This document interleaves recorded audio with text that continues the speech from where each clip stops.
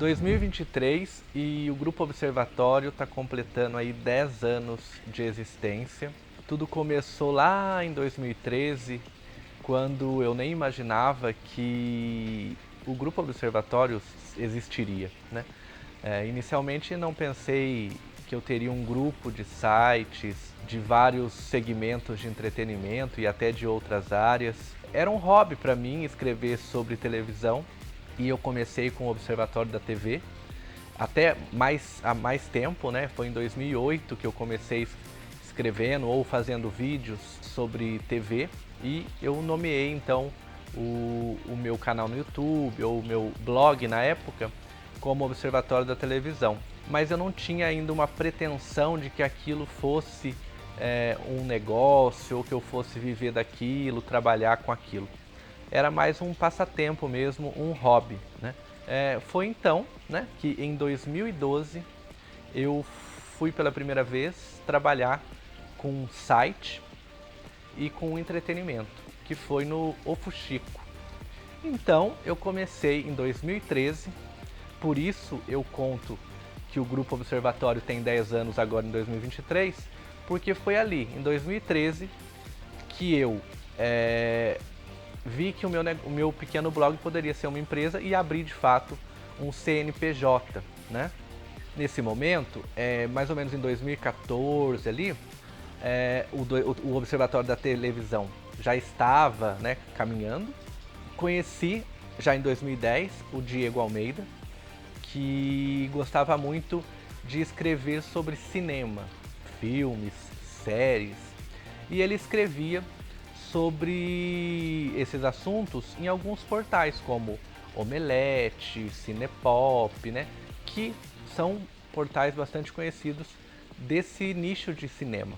E ele vendo que eu escrevia sobre TV no Observatório, eu cheguei para ele e falei assim: Diego, se você escreve para outros sites, né, bastante conteúdo, um volume grande, você não acha que seria mais interessante você escrever para o seu próprio site, criar um site de cinema? E aí, né, claro, um pouco inseguro, porque lá nos portais que ele escrevia, ele tinha uma remuneração, embora não fosse muita coisa, mas era um dinheiro que entrava fixo, né? Mas eu falei para ele assim: eu vou com você, né? O Observatório da Televisão tá dando certo, eu acho que o Observatório do Cinema, que ainda, né, não existia, também pode dar certo, vamos tentar. Eu toco TV e a gente cria o cinema e você toca o cinema. Então a gente começou ali o Observatório do Cinema, né? Conta pra mim, Regis, quando surgiu lá em 2016 esse contato nosso com o UOL, na época eu lembro que eu falei com a Ana, né, que trabalhava no UOL, e foi com ela que eu conversei inicialmente pra gente ser parceiro. Como que chegou pra você o Observatório, na época não era nem Grupo Observatório, né, que era o Observatório da TV e o Observatório do Cinema, como parceiro do UOL, possíveis parceiros? Foi muito bacana porque é nosso trabalho monitorar, né? Olhar o que está acontecendo, olhar sites que estão nascendo, que estão crescendo, que estão aparecendo. E a gente já conhecia, talvez você não saiba, mas a gente já estava acompanhando há alguns meses os sites. E aí esse contato foi muito interessante, porque a gente já estava namorando sem você saber. Naquela época não tinha essa palavra, stalkeando, né? Mas a gente estava olhando os sites e pensando: aqui tem jogo.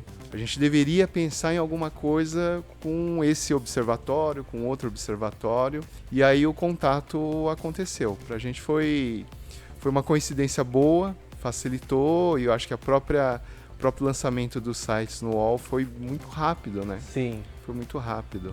Em 2015, quando nós estávamos ali na parceria do R7, como eu comentei no nosso primeiro vídeo, eu lancei o Observatório dos Famosos. Então eu chamei, na época, algumas pessoas para colaborar no Observatório dos Famosos, porque a gente já falava de famosos, de celebridades no Observatório da TV. Mas isso me desagradava um pouco, porque eu havia criado o Observatório da TV para ser um site que eu falasse exclusivamente de televisão. Eu não queria ficar falando da vida pessoal dos artistas, das fofocas, como a gente costuma dizer. Eu queria que fosse um site que falasse de TV, novela, reality, mercado, enfim.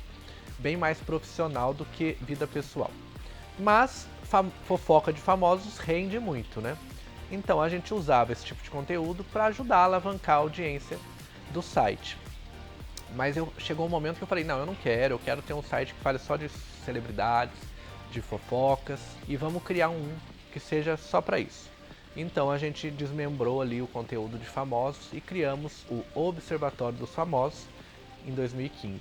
Então eu via que não tinha um site, um veículo que fosse focado nesse tipo de conteúdo para esse público. O público gay, lésbicas, bi, trans e etc. A gente tinha sim alguns portais que faziam matérias, principalmente no período do mês de junho, próximo da parada, do mês do orgulho, etc. Mas não tinha um veículo assim, né? Eu falasse, não, é focado para esse público, vai buscar conteúdo para esse público, informação. Eu falei, vou criar um site para isso. E criei o Observatório G, ali em paralelo, né? Então já éramos 4 sites. E o G também já entrou como parceiro do UOL, né? Entrou ali TV, cinema, famosos e G. Eram os 4 sites do Grupo Observatório, mas que não tinham criado ainda esse nome de Grupo Observatório nessa época, em 2015, 2016. Eu não havia criado ainda o Grupo Observatório como marca. Mas para além dos sites de conteúdo mais abrangente, de entretenimento ou do Observatório G, eu, que sou natural de Ouro Fino, no sul de Minas Gerais, eu tinha muita vontade de ter um portal, um site de informação para a minha cidade. Eu comecei lá, trabalhando em rádio, sei que a cidade tem uma rádio que tem um trabalho jornalístico bastante competente, tem jornal impresso de muitos anos de tradição, que é um dos mais antigos do Brasil, que é a Gazeta de Ouro Fino. Mas naquela época, em 2016, a gente ainda não tinha um site de conteúdo sobre a cidade. E as pessoas já começavam a consumir conteúdo pela internet também no interior do Brasil. Então eu vi a oportunidade de criar o Observatório de Ouro Fino, o 5º site do que viria a ser o Grupo Observatório. Com 5 sites, né? O Observatório da TV, que já estava ali fazendo os seus 3, 4 anos, o cinema, o Famosos, o G e o Ouro Fino, eu falei, nossa, eu já tenho 5 sites. É um grupo, né? Eu me inspirava, hoje nem tanto, mas eu me inspirava muito no modelo empresarial do Silvio Santos, né? Que criou o Grupo Silvio Santos, que são várias empresas que compõem o Grupo Silvio Santos. Mas no caso dele, de comunicação, tem o SBT, tem alguma outra coisa, mas tinha de outros nichos também. E eu já tinha 5 sites. Eu falei, eu acho que eu posso criar um grupo, né? Uma empresa que seja um grupo de mídia, um grupo de comunicação e que a gente pode mais para frente expandir isso para outras áreas. Foi então que eu decidi criar o nome, a marca Grupo Observatório. Porque até então, ali em 2017, eram 5 sites, cada um com seu nome, todos utilizavam o CNPJ, que hoje é o do Grupo Observatório, mas não tinha esse olhar, essa composição de ser um grupo, né?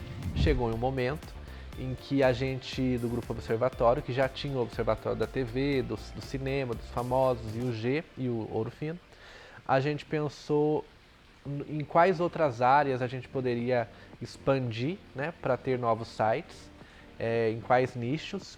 E nós lançamos então, em 2019, né, o Observatório de Games, que é o do Marx, o de séries, o de música, o do teatro. Porém, por mais que a gente quisesse, né, que tivesse dado tudo certo, acabou que esses novos sites não vingaram como a gente gostaria, né?